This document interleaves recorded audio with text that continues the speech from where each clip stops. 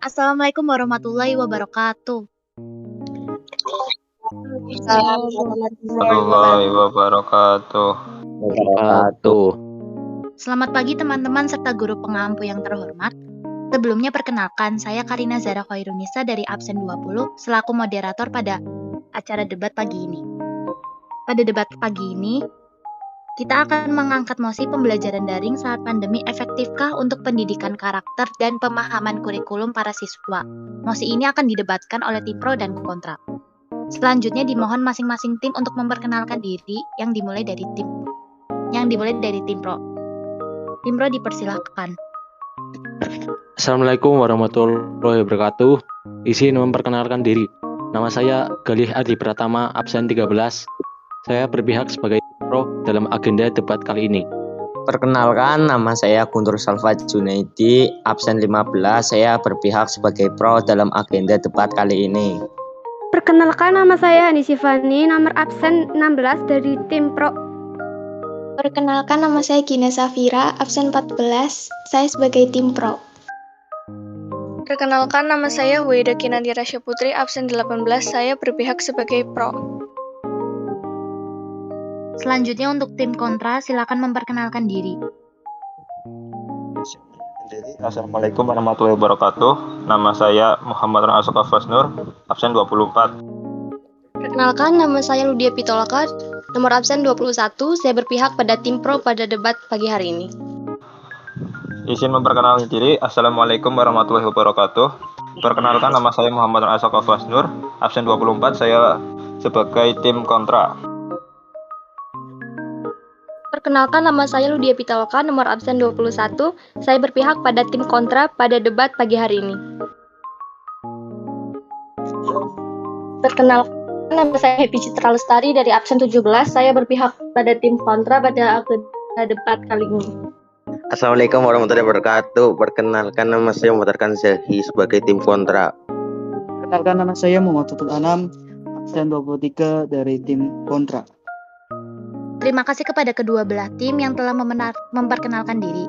Untuk memulai debat pada pagi hari ini, saya persilakan kepada tim kontra untuk menyampaikan argumennya. Ya, saya memilih kontra. Ada beberapa alasan mengapa saya tidak setuju akan pembelajaran secara daring dilakukan terus-menerus. Ya, jika pembelajaran daring adalah alternatif untuk mengatasi virus COVID, mungkin itu saya setuju. Namun jika pembelajaran daring dilakukan bukan lagi sebagai alternatif, melainkan menjadi sebuah kurikulum atau mode baru dalam kegiatan belajar mengajar, mungkin saya kurang setuju. Di antaranya, 1.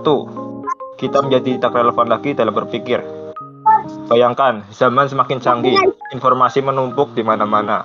Dengan adanya Google dan sarana penelusuran informasi lainnya, pengetahuan kita sudah tidak relevan. Bagaimana tidak, secara pengetahuan kita dengan Google terlampau kalah jauh. Google dapat dengan sepersekian detik menemukan hampir 100.000 informasi. Oleh sebab itu, maka bayangkan jika mode PJJ atau daring dilaksanakan dalam ujian ataupun tugas-tugas. Pasti saya bisa memastikan 90% di antara kita tidak menggunakan otak kita sendiri, kita mengandalkan Google.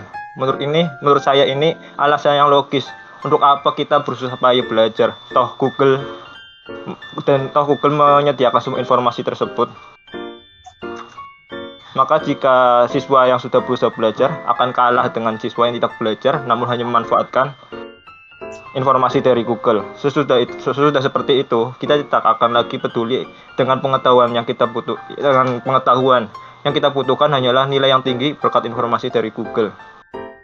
2. Berkurangnya kemampuan bersosial para siswa. Alasan kedua saya adalah akibat dari pembelajaran daring terus-menerus, mereka akan kehilangan kemampuan untuk bersosialisasi. Bahkan sebagian dari kita seringkali tak mengenal teman satu sama lain di era daring ini. Ya, memang tidak semua orang menjadi susah bersosialisasi di era daring ini. Namun bayangkan jika referensi diri kita hanya berdasarkan sosial media kita tidak pernah benar-benar saling. Ya, memang tidak semua orang menjadi susah bersosialisasi di era daring. Namun bayangkan jika referensi dari diri kita hanya berdasarkan sosial media kita tidak pernah benar-benar saling mengenal hanya dari sosial media. Karena saya percaya bahwa sosial media tidak dapat dipercaya. Menurut saya, jika seseorang menganggap dirinya sudah mengenal orang lain hanya lewat sosial media, menurut saya mereka terlalu naif karena dalam istilah psikologis, sosial media adalah tipuan impresi para di mana pengguna sosial media itu menggunakan topengnya agar dirinya sebenarnya tidak diketahui.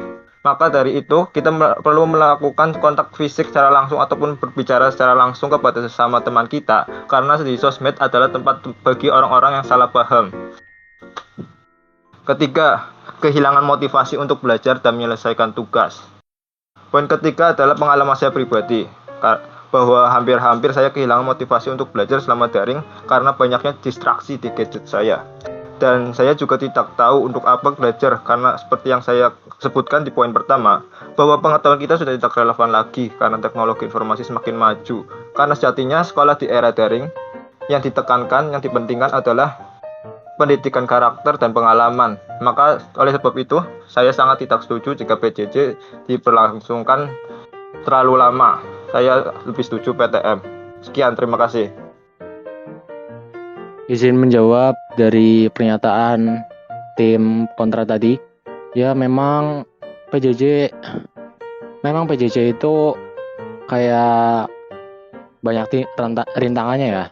Tapi kita bisa lihat hikmah baik di balik tantangan tersebut. Ya pertama, kenapa saya setuju PJJ? Karena pertama, peserta didik lebih fokus belajar karena sebab di rumah sendiri tanpa adanya gangguan dari yang lainnya.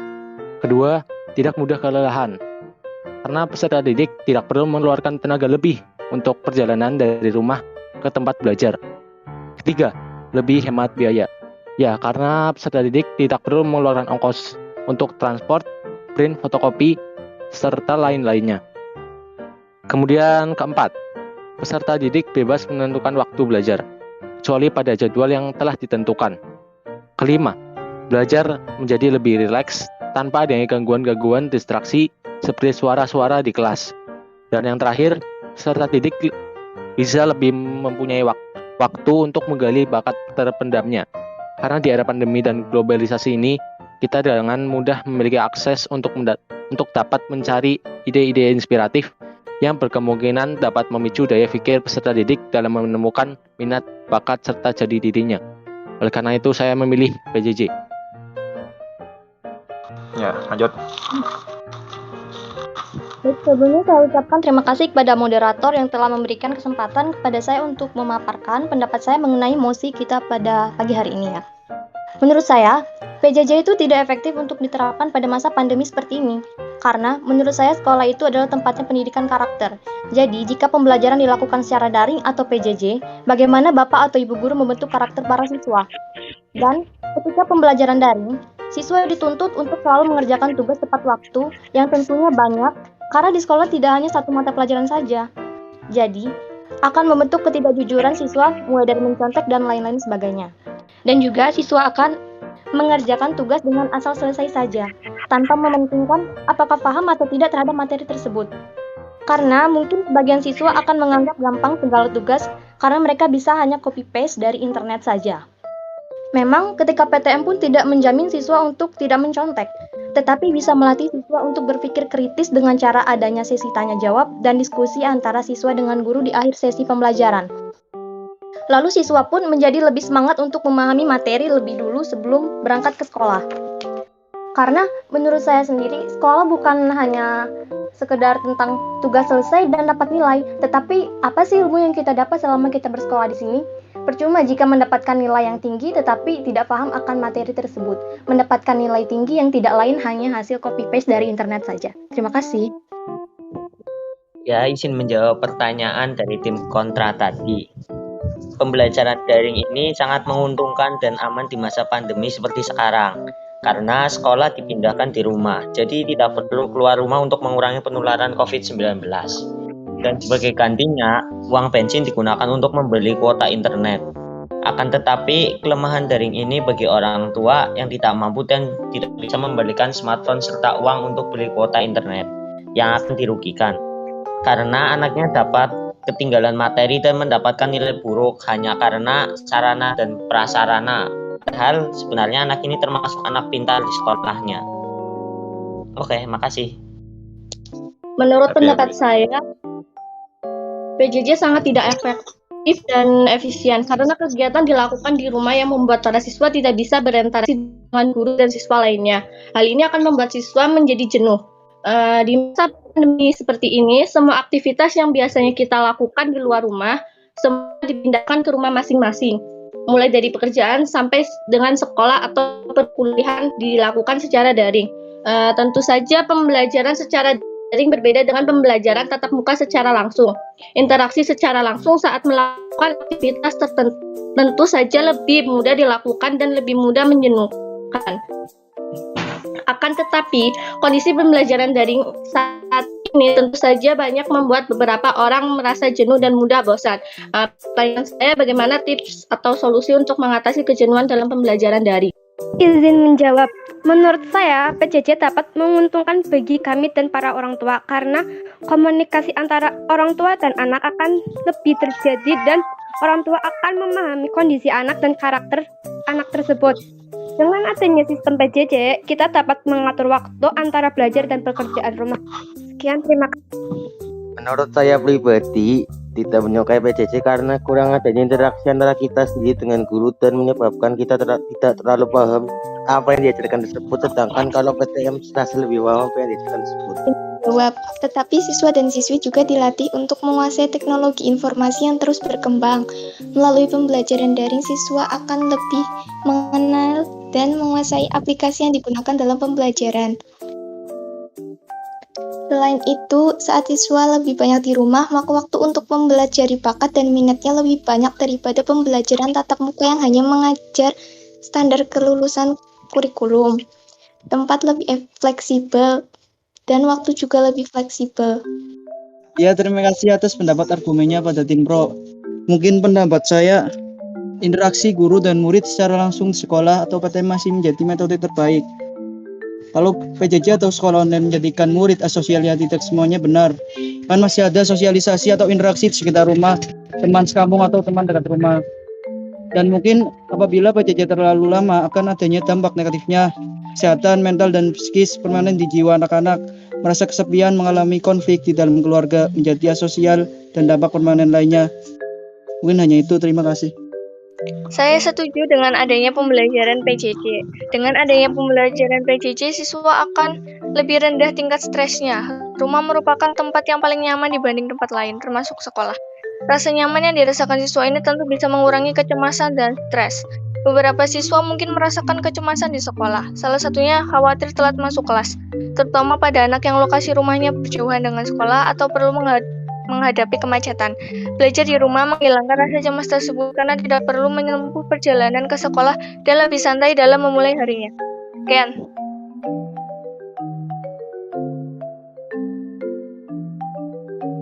Izin menyanggah, saya ingin menyanggah pernyataan Gali.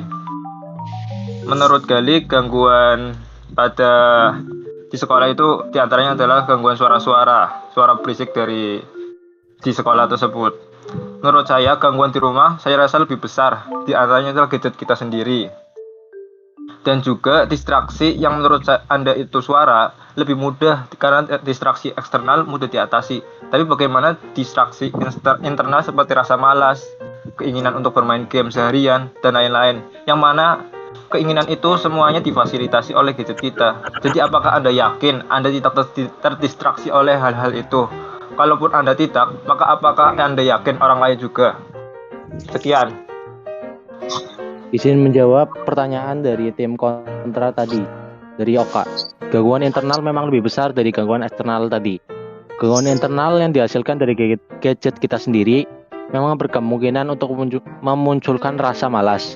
Tapi ada cara yang bisa kita lakukan untuk memerangi gadget kita sendiri dengan cara membatasi aktivitas gadget kita dengan aplikasi tambahan. Seperti kita bisa setting 2 jam untuk aktivitas gadget kita, dan setelah 2 jam tadi kita tidak bisa mengoperasikan gadget kita lagi. Misal setting 2 jam di Instagram, setelah 2 jam kita tidak bisa menggunakan Instagram lagi. Seperti itu. Intinya kita menggunakan fasilitas yang bisa kita gunakan saat ini di era globalisasi. Baik, izin menyanggah. argumentasi dari Saudara Gali. Tapi yang masih menjadi permasalahannya pada saat ini tuh tidak semua anak memiliki kesadaran untuk mendownload aplikasi tersebut gitu. Jadi karena kan kepribadian seseorang ini berbeda-beda. Ada yang pada dasarnya memang rajin, ada yang bisa dibilang kurang rajin seperti itu. Jadi ya kita balik lagi ke kelompok yang kurang rajin. Jadi mereka mungkin tidak mau ya untuk membuang kuota hanya untuk mendownload aplikasi itu. Ini untuk kelompok yang kurang rajin. Beda lagi kalau untuk yang rajin kan. Jadi saya rasa kurang efektif jika kita hanya mengandalkan aplikasi untuk membatasi siswa untuk bermain gadget. Karena tidak ada yang bisa menjamin kalau semua siswa itu mau mendownload aplikasi tersebut. Dan juga, karena bukan rahasia publik lagi bahwa siswa yang PJJ ini lebih banyak menghabiskan waktu untuk bermain game atau bahkan scroll TikTok daripada belajar dan menggali potensi diri, seperti itu.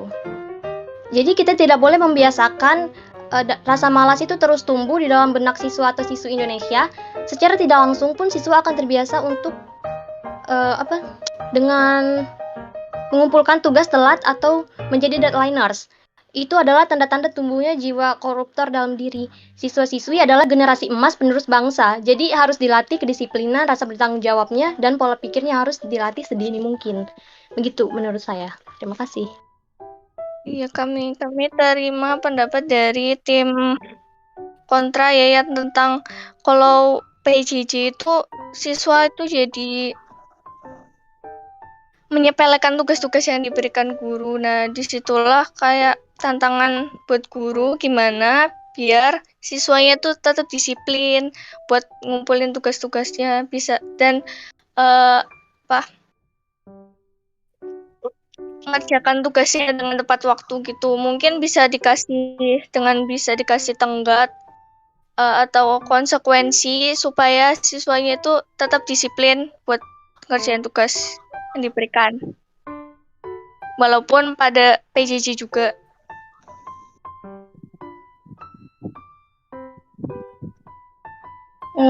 Izin menyanggah pendapat Gali yang pertama pada poin keempat, yaitu siswa bebas menentukan waktu jam belajar. Misalkan, kalau siswa bebas menentukan waktu jam belajar dapat membuat siswa kan tidak disiplin. Bagi saya, kedisiplinan sangat penting. Kedisiplinan juga meningkatkan semua aspek kehidupan siswa. Disiplin ibarat penyakit menular. Saat siswa disiplin dalam suatu hal, misalkan melakukan PR tepat waktu, siswa akan menjadi terbiasa dan hingga tanpa disadari siswa menerapkan kedisiplinan dalam keuangan ataupun pekerjaan. Jadi kalau misalkan menurut Anda, apakah siswa bebas menentukan jam belajar bisa menerapkan kedisiplinan? Terima kasih. Izin memberikan sanggahan pertanyaan dari tim kontra. Belajar jarak jauh di rumah berarti orang tua memiliki peran penting untuk memantau kegiatan belajar anak selama sekolah diliburkan. Orang tua harus bijak menerapkan aturan agar anak disiplin belajar di rumah. Disiplin yang diterapkan selama belajar di rumah dikhawatirkan akan membuat anak jauh tertinggal dibandingkan siswa lain saat di sekolah mulai kembali dilakukan dengan normal. Beberapa cara agar anak disiplin belajar di rumah yaitu memberikan pemahaman mengenai situasi yang terjadi. Saat ini yang diperlukan dikenalkan pada anak adalah mengenai social distancing dan aktivitas di rumah.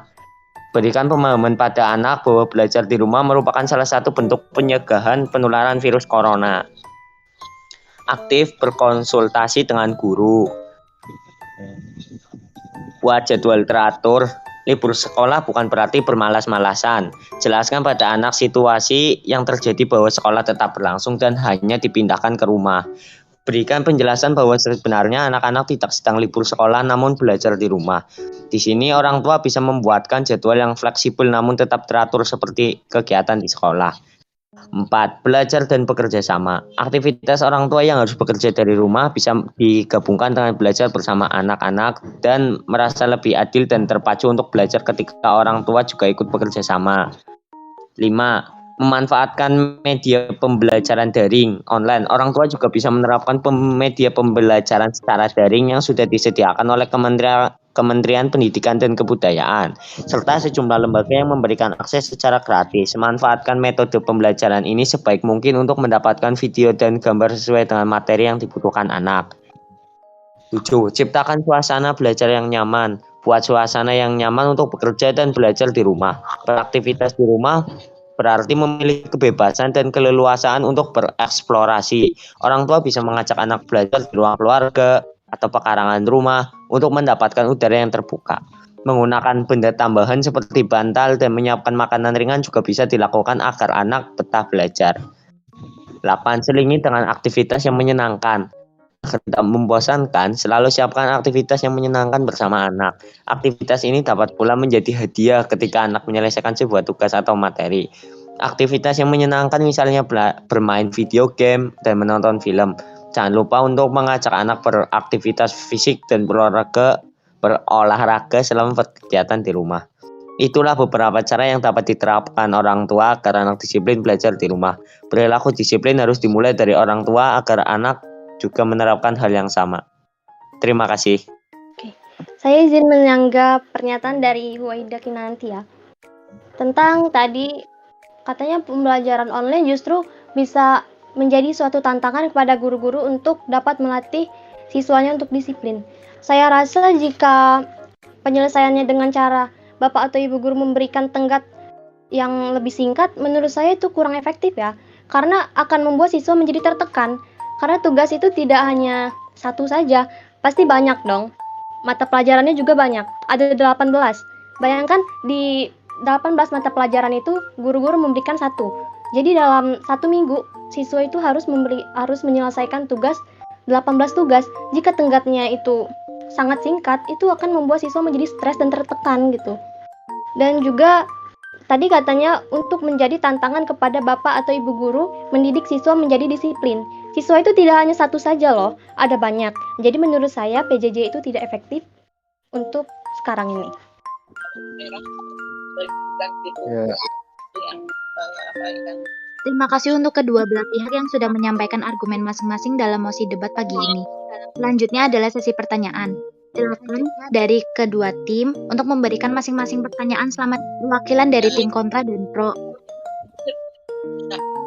Silakan tim kontra atau pro bisa memberikan pertanyaan buat masing-masing pihak. Izin menyampaikan pertanyaan. Saya perwakilan dari tim kontra ingin mengajukan pertanyaan terhadap tim pro. Apa yang membuat tim pro yakin bahwa pelajaran daring saat pandemi ini efektif untuk pendidikan karakter dan pemahaman materi siswa? Serta apa yang menjamin bahwa para siswa paham betul dengan materi yang diberikan dan disampaikan oleh bapak atau ibu guru secara daring? Terima kasih. izin menjawab dari pertanyaan pihak kontra tadi yang disampaikan oleh Oka. Kami yakin pembelajaran daring saat pandemi efektif untuk pendidikan karakter karena peserta didik sekarang dapat belajar tentang pendidikan karakter lebih luas. Tidak hanya dari sekolah, contohnya dari internet, semisal YouTube. Sekarang banyak influencer yang mengedukasi tentang pendidikan karakter serta semacamnya. Hal itu tentu memudahkan peserta didik dalam mengembangkan karakter dan jati dirinya. Dan tentang pemahaman materi, jawaban kami sama seperti yang kami sampaikan tentang pendidikan karakter tadi. Sekarang peserta didik lebih fleksibel dalam menentukan cara belajarnya. Dan peserta didik tentunya dapat mengeksplor tentang materi-materi yang mungkin tidak diajarkan di sekolah. Peserta didik dapat dengan mudah mencari materi pembelajaran di internet seperti YouTube. Dari dulu memang sebelum zaman pandemi pun sudah banyak influencer YouTube yang khusus membahas materi-materi pelajaran dengan cara mengajar yang mungkin berbeda dari guru kita di sekolah. Dan karena adanya cara mengajar yang berbeda, peserta didik lebih fleksibel dalam menentukan cara belajar yang efektif untuk masing-masing pribadinya, yang lebih nyaman yang mana. Sekian, terima kasih. Izin menganggap jawaban dari Saudari Gali. Oke. Menurut saya, tetapi nyatanya hanya sedikit sekali siswa yang memanfaatkan gadget untuk sekedar browsing mengenai pendidikan Pancasila dan pendidikan anti korupsi. Apakah kalian bisa menjamin bahwa semua siswa SMA Negeri 3 Kota Tegal memanfaatkan jaringan internetnya untuk mencari tentang pendidikan karakter? Tentu tidak. Pendidikan karakter tidak bisa kita dapatkan secara online karena butuh bimbingan secara langsung oleh ahli di bidangnya. Memang orang tua juga bisa membentuk karakter anak, tetapi ketika orang tua tersebut telah menitipkan atau memasukkan putra-putrinya ke suatu lembaga pendidikan, yaitu sekolah, artinya para orang tua telah mempercayakan kepada sekolah untuk mendidik para putra-putrinya yang mungkin belum bisa didapatkan di rumah. Karena saya yakin orang tua kita punya kesibukan masing-masing, yaitu bekerja. Jadi tidak bisa sepenuhnya untuk membentuk pendidikan karakter. Maka dari itu mereka memasukkan kita ke sekolah. Terima kasih. Ketika PTM di masa pandemi seperti ini, apakah kalian bisa menjamin para siswa tidak terpapar virus? Bukannya sih tutur. Izin memberikan Ulang. pertanyaan. Ulang. Langsung ngomong ya. Iya, mikirnya gladi. Izin bertanya untuk tim kontra. Ketika PTM di masa pandemi seperti ini, apakah kalian bisa menjamin para siswa tidak terpapar virus COVID-19? Izin menjawab pertanyaan dari Guntur. Kita sekarang tidak sedang membicarakan tentang penyebaran COVID, tapi tentang apakah ketika pembelajaran daring dilakukan efektif untuk pemahaman kurikulum dan pendidikan karakter para siswa, seperti itu. Meskipun kita sedang membahas tentang efek pandemi saat ini, kita bisa mengatasinya dengan cara kembali di sesi lagi sekolah ini. Kemarin kan kita masuk 100% tuh. Dan ada penyebaran COVID sekitar 3 anak di SMA Negeri 3 Kota Tegal. Berbeda dengan di sesi kemarin. Di sesi kemarin kita 1 semester itu alhamdulillah tidak ada kan yang terkena coronavirus. Jadi menurut saya akan lebih efektif jika di sesi lagi. Seperti itu. Izin menjawab dari pernyataan dari Lucia tadi. Saya ingin bertanya kepada Lucia, memang kalau di sesi itu peserta didik paham ya apa yang dipelajari gitu? Karena saya sendiri merasa tidak paham kalau di sesi gitu. Meskipun sudah offline, tapi kita tetap di sesi dan jamnya dibatasi, saya tetap tidak paham apa materi yang dipelajari di sekolah. Dan mungkin saya paham, tapi mungkin orang lain juga tidak paham. Sekian, terima kasih. Nah, ini dia permasalahannya. Oke, sorry. Pertanyaan dari Gali. Jadi ini dia permasalahannya. Ketika kita sekolah tatap muka saja ada kurang pahamnya kan, apalagi ketika kita sekolah secara online, hanya bertatap dengan layar, tidak bertemu langsung dengan guru. Jadi ketika kan kita tidak full Zoom ya setiap hari, jadi tidak bisa langsung bertanya dengan guru secara langsung gitu. Guru hanya terkadang memberikan link YouTube dan kita mempelajari link tersebut kan. Tapi hanya sedikit sekali siswa yang membuka link tersebut untuk mempelajarinya. Seperti itu. Jadi menurut saya lebih efektif ketika PTM. Jadi ketika PTM kita diajarkan suatu materi. Ketika pembelajaran tersebut sedang berlangsung dan kita kurang paham akan materi tersebut, kita bisa langsung angkat tangan untuk bertanya, "Pak, bagaimana Pak cara penyelesaian? Kok bisa jadi seperti itu hasilnya?" Gitu. Berbeda dengan PJJ. Kadang siswa ini malu ya untuk bertanya, apalagi hanya untuk sekedar on cam. Izin menjawab dari pernyataan dari Lucia. Dapat kita ketahui jika Indonesia mulai melakukan metode pembelajaran PJJ sejak awal April 2020 melalui keputusan Kementerian Pendidikan dan Kebudayaan RI. Tidak ada yang mengira jika wabah penyakit COVID-19 ini dapat menyebabkan perubahan hampir untuk semua kegiatan sampai akhirnya muncul istilah new normal yang mengartikan adanya metode baru dalam mengerjakan kegiatan sehari-hari yang salah satunya adalah kegiatan belajar mengajar di sekolah. Jika tadinya metode pembelajaran dilakukan dengan tatap muka, maka dengan new normal dalam kegiatan belajar mengajar dilakukan secara online dan dikenal dengan sebutan PJJ atau pembelajaran daring. Sangat pasti jika hampir seluruh murid serta para guru mengalami keterkejutan ketika melakukan kegiatan PJJ ini. Untuk itu, saya dan teman-teman membuat penelitian ilmiah mengenai dampak pembelajaran jarak jauh terhadap pembelajaran siswa SMA dengan menyebarkan kuesioner mengenai PJJ. Dari hasil yang telah didapat, disimpulkan jika hampir seluruh sekolah di Indonesia, terutama bagian Jabodetabek, sudah dengan efektif memulai PJJ dengan menggunakan aplikasi daring seperti Zoom atau Google Meet.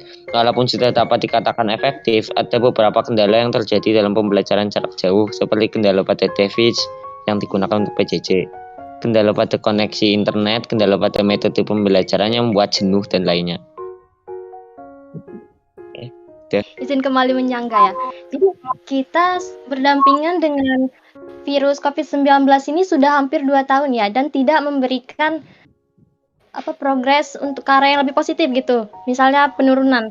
Jadi hanya naik turun seperti itu saja kan kasusnya. Jadi ketika kita ingin menunggu virus itu benar-benar total habis, baru kita akan melaksanakan sekolah tatap muka itu kapan? Bisa jadi nanti yang kuliah bisa jadi sudah menjadi sarjana, yang awalnya SMP bisa jadi sudah lulus SMA, baru akan terlaksana sekolah tatap muka seperti itu kan. Jadi menurut saya lebih baik kita kembali lagi ke new normal. New normal itu dengan cara membiasakan diri untuk berdampingan dengan virus corona ini, dengan cara memperketat kembali protokol kesehatan dan memakai masker. Masker ini loh yang menjadi pelindung kita saat di luar rumah. Jadi menurut saya menambahkan benar kata Lucia, kalau kita nunggu sampai benar-benar corona selesai, kapan selesainya? Ditambah lagi menurut sensus bahwa selama pandemi anak kelas 4 SD banyak yang belum bisa baca loh. Itu menunjukkan bahwa kelalaian para siswa itu terjadi pada saat PJJ. Tidak efektif gitu. Ya, sekian. Benar sekali. Dan juga benar kata Oka, ada siswa kelas 4 SD yang belum bisa membaca gitu kan. Jadi karena memang saat SD itu guru benar-benar melajari murid itu dari nol, mulai dari membaca, menulis, berhitung, seperti itu kan. Maka dari itu para orang tua memasukkan anak-anaknya ke sekolah supaya diajari. Karena ketika diajari di rumah saja mungkin dengan tanda kutip mungkin ini orang tuanya kurang bisa, seperti itu kan. Karena jujur guru kan lebih berpendidikan dan berpengalaman untuk mendidik para siswa-siswa. Seperti itu.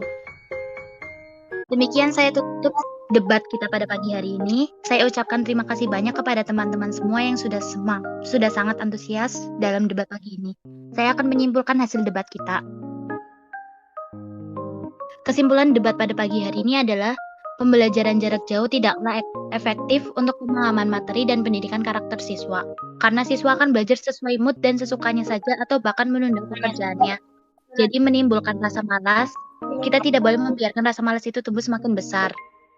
Atau dampaknya akan dibawa sampai siswa itu beranjak dewasa. Terima kasih untuk acara pagi ini. Tetap jaga kesehatan di masa pandemi seperti ini. Sekian, wassalamualaikum warahmatullahi wabarakatuh. Waalaikumsalam. Waalaikumsalam warahmatullahi wabarakatuh. Warahmatullahi wabarakatuh.